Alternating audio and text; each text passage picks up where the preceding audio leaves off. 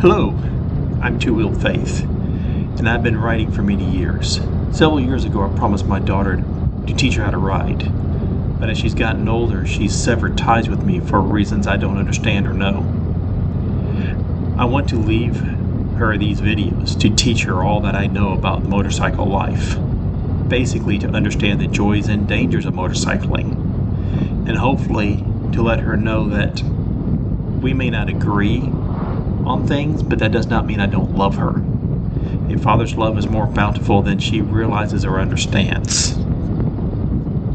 Perhaps a prodigal son applies here in relation to her, but I think of Proverbs 23:22-25. Hearken unto thy father that beget thee, and despise not thy mother when she is old. Buy the truth and sell it not. Also wisdom and instruction and understanding. The father of the righteous shall greatly rejoice, and he that begetteth a wise child shall have joy of him. Thy father and thy mother shall be glad, and she shall bear thee and shall rejoice. Now currently this is a Kawasaki Nomad 2005. I love the bike, but it's a big bagger, 1600cc, and I rarely use the power it has. I tend to stay on back roads mostly, and I got to thinking maybe I want a smaller cruiser or a smaller bike. I used to ride DRs and XRs back in the day, and I enjoyed getting off-road with them, and I want to get back into camping outdoors. My daughter and I used to go camping all the time. Fishing, hiking, anything getting outside. And I began to think an adventure bike might be more what I'm looking for. So I started looking at my options. Now I'm not rich, so I placed a $7,000 cap on my purchase. And this gave me a decent list of adventure bikes that are out there. Next, I went down the rabbit hole with articles, YouTube, and on the various bikes that met my parameters. I also became an expert in this class of bike by the literature I consumed. In the end, I decided a mid-range adventure bike was the best option I was looking at. And now comes the finalists for this list. With motorcycles being off in the sales, many dealers aren't performing test rides any longer. And where I live, they don't really have demo days down here in the Gulf Coast. So getting test rides are going to be very difficult. I knew that up front. I didn't realize how difficult they was going to be, however. It was a little frustrating because a test ride is important for the final decision on a motorcycle. I've seen bikes that look good on paper and sitting on them feels good, but once I get it on the road, they didn't perform the way I wanted them or needed them to. And likewise, I've seen bikes that don't appeal to me until I ride them, then I get rather impressed. First, bikes I wanted to look at were the DRs and XRs from Honda and Suzuki.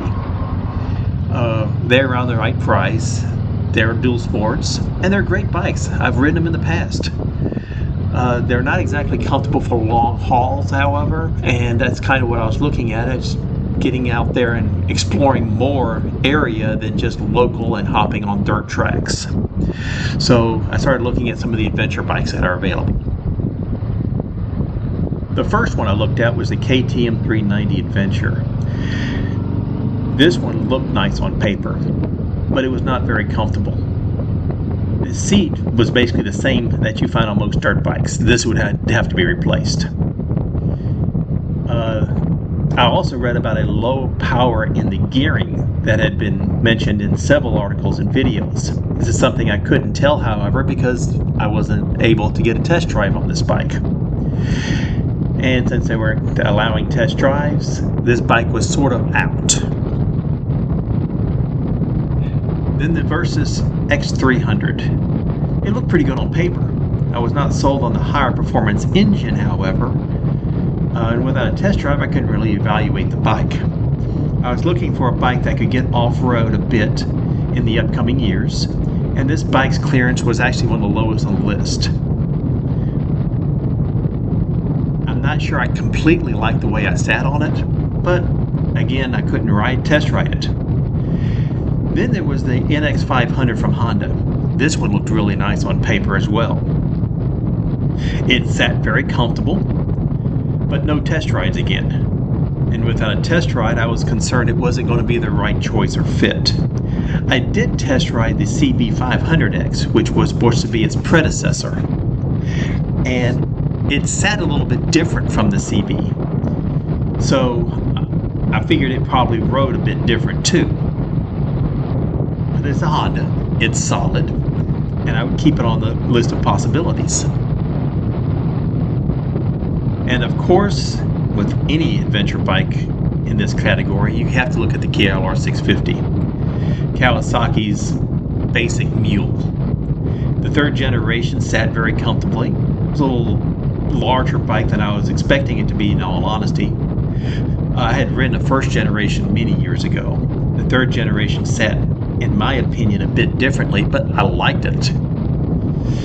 But without a test drive, again, the same basic problem. Wasn't worried about the doohickey issue. I knew how to fix that if that came out to be a problem. So, all in all, I kept this bike on the list because of what it was. It's Kawasaki. A deep dive, I ran into a couple of other bikes that actually piqued my interest. The BMW GS310, the CF Moto, Ibex 450, or the MT 450 if you want, and the Royal Enfield Himalayan 450. They were all within the same price range, and they all look pretty decent on paper. Now, I got to test ride all these bikes. The GS310, I didn't like the way I sat on it. I felt cramped. It felt like it was a little small for me. I'm a larger guy. The test ride was good, but the comfort just wasn't there. The Himalayan 450 from Royal Enfield ticked most of the boxes as well. The test drive was rather nice. It was large enough for a comfortable ride for long distances. It was powerful enough to dart around the city streets. I was actually impressed that the single piston did not vibrate nearly as bad as I was expecting it to. It would seem like the little brother to the KLR 650. This one is a definite possibility. Then I went and test drove the CF Moto Ibex 450. Now, I didn't like this bike from the looks. It was ugly. But on paper, it looked pretty decent. Test driving it, I was rather impressed.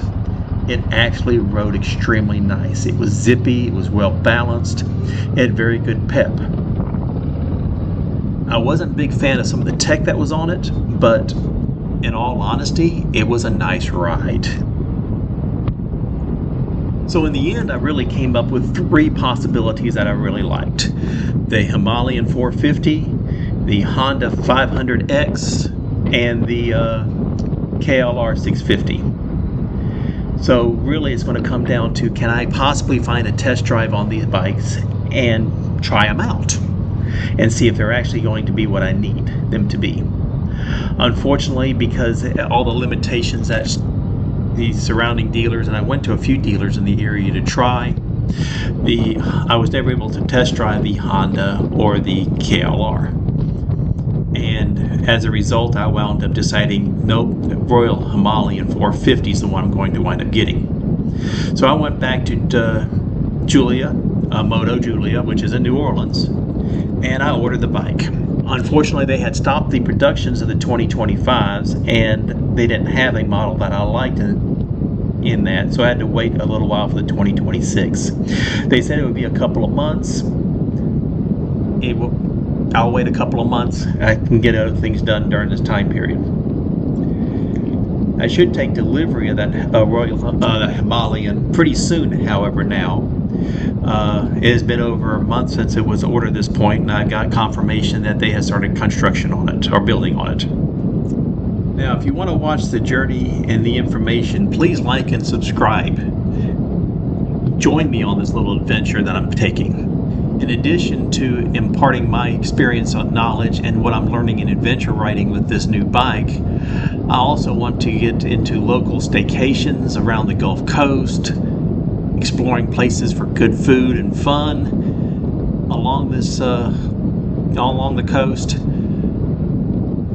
Also have projects and ideas on motorcycle related items that I will share with you.